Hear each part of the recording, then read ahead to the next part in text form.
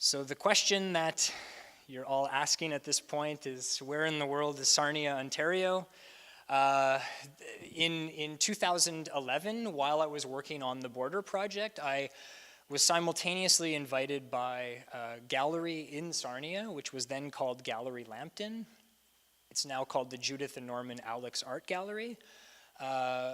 The curator, Lisa Daniels, had selected my project, which at the time I had proposed something which plus or minus ended up happening. I didn't really know that I wanted to do a project about oil. Actually, I had no intention about doing a project about oil when I started out there, but I did do a bit of research before making a proposal, so I knew a little bit about the history of petroleum in the Sarnia region.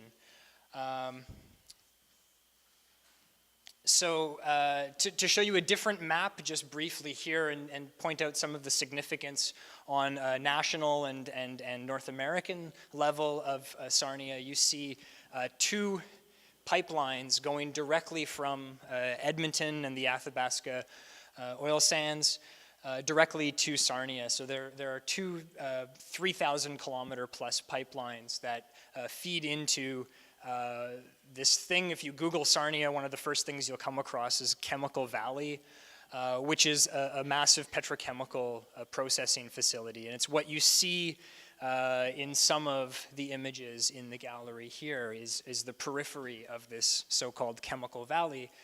And so Chemical Valley sits at the end of these two pipelines.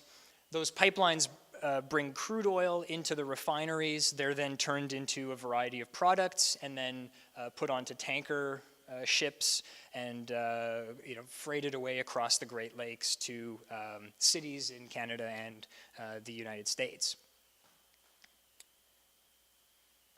And the other thing that I did, being a connoisseur by this point of Google, I used Street View to go into Sarnia and to get a sense of what things looked like from the roadway there. So here's what Chemical Valley looks like from the main road. And you see on the left, this is the Dow Chemical stack, which appears in the photograph at the back of the room. The other thing that I knew is that a view from Chemical Valley used to appear on the back of the Canadian $10 bill. And this slide, I think, will mark the beginning of what I see as a journey through the history of Chemical Valley. It was a journey that I ended up taking with the community, and it leads to this very complex social landscape which exists there. So I'll try to give you a sense of where the journey begins. The journey begins in the 1940s, 1950s, when the petrochemical industry begins in Sarnia and becomes something which is very highly revered. It's a miracle of modern science. It's something that created synthetic rubber. It was a major factor in the determining outcome of the Second World War, and it was really it was Tupperware. It was all these great products which emerged at that time. And we have these beautiful photographs by the Karsh Foundation that are housed in the library or the National Archives, where I took these, and they really are kind of promoting the scientific miracle of producing, plastics and synthetic materials from crude oil. And I love the text, and it's hard to read at this small scale, so I'll read out what the text here says. This is a photo caption. This is not doctored at all. It says, "At night, the Polymer Corporation's synthetic rubber plant, owned by the people of Canada, is illuminated by thousands of lights. With its skyline dotted with spheres, towers, pipes hung in midair, gaunt buildings, and miles of fences, it has something of the air of the New York World's Fair after the cash customers have gone home." So a beautiful little piece of text. And if you go to the archives website, which is the collectionscanada.ca, I believe, or .gov.ca, you can look through all these great photographs which portray Chemical Valley as this modern marvel. So to say a couple of words, that was where it kind of began for me. I knew there was this Chemical Valley. I knew that that it was on the $10 bill, and so I started to kind of probe this further. I didn't know what the community was currently going through. I didn't know how they were approaching this terrain today. But this is an excerpt from my proposal, and I'll tell you a little bit about what ended up working well and what ended up not working at all. So I say here in my proposal to Gallery Lambton, Sarnia's community will be paramount to the success of this project, and it was. My perspective will be informed through working with various social groups. I will ask them to walk around their favorite corners of Chemical Valley while carrying a GPS. They may choose what time of day to go and for how long. Later, I will return to reenact their walk and make photographs that are formed partly by their experiences and partly by my own. They will be acting as guides who know the terrain and will share their perspective. So this was my process behind the images here. The gallery purchased 12 GPS units. The public, during the course of the 12 months that Gallery Lambton was closed and was in the transition to moving to a new space, to the now Judith and Norman Art Gallery, they still kept their doors open. So they were not programming exhibitions, but the public could come in, they could take out a GPS, they could go on a walk, they could go on a bike, they could go on a drive, and take me essentially with them. So all of the data that was being collected from those GPSs was sent to me in Montreal. And I had a form which looked like this. I prepared, and they were able to consent to certain things. I encouraged photographs to be sent along with their GPS tracks.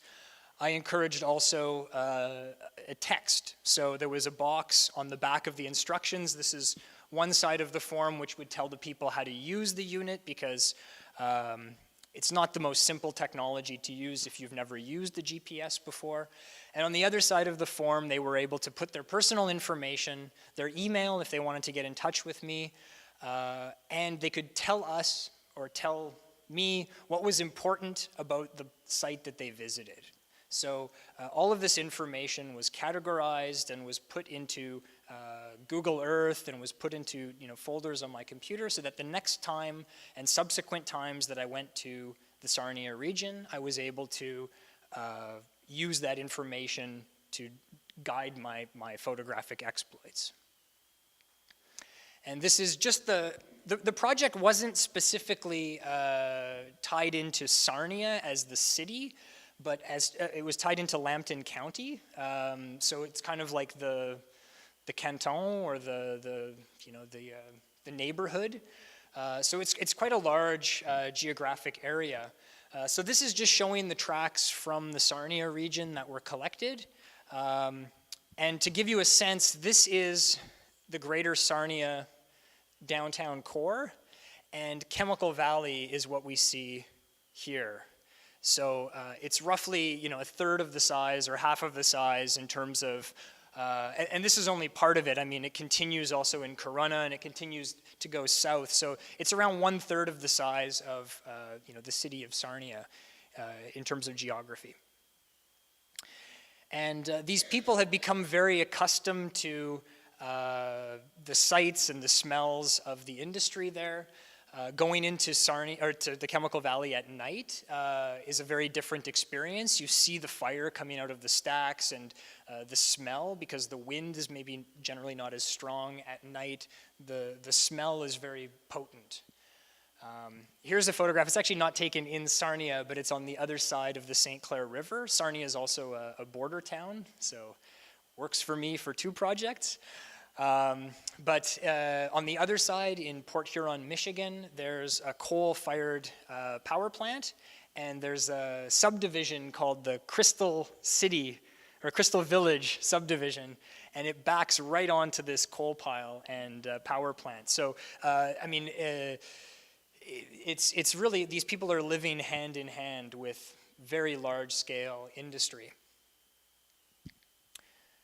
Here we have a photograph. The sign says, "Keep out, Talford Creek contains toxic substances known to cause serious health risks," and there's a skull and crossbones.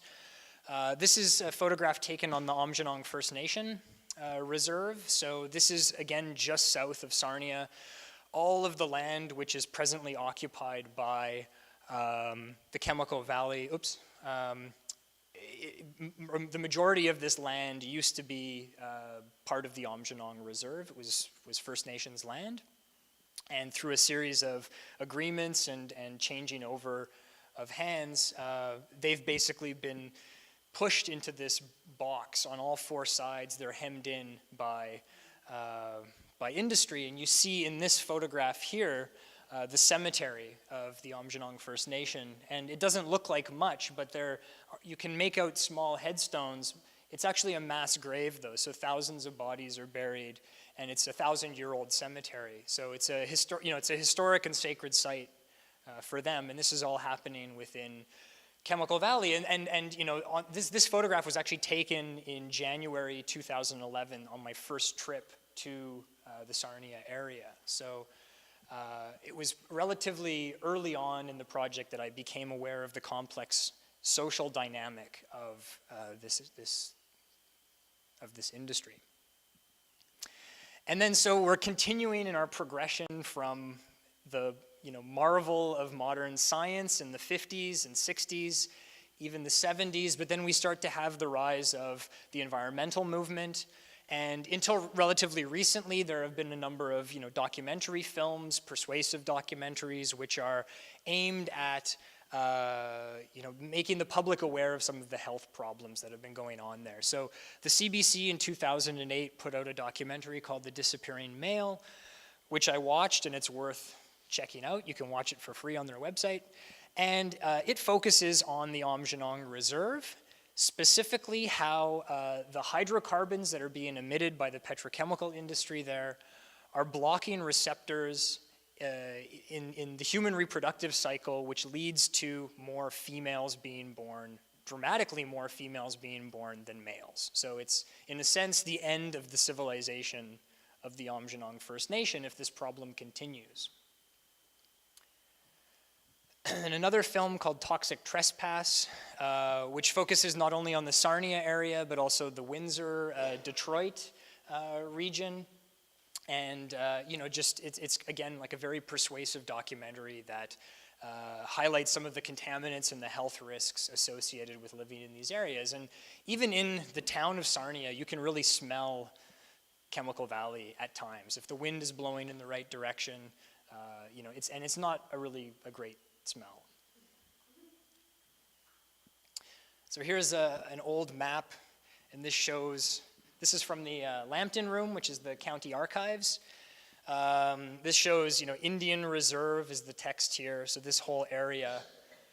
And you see in red, now this is the general location of Chemical Valley. The one little white square here, or rectangle, is the First Nations cemetery.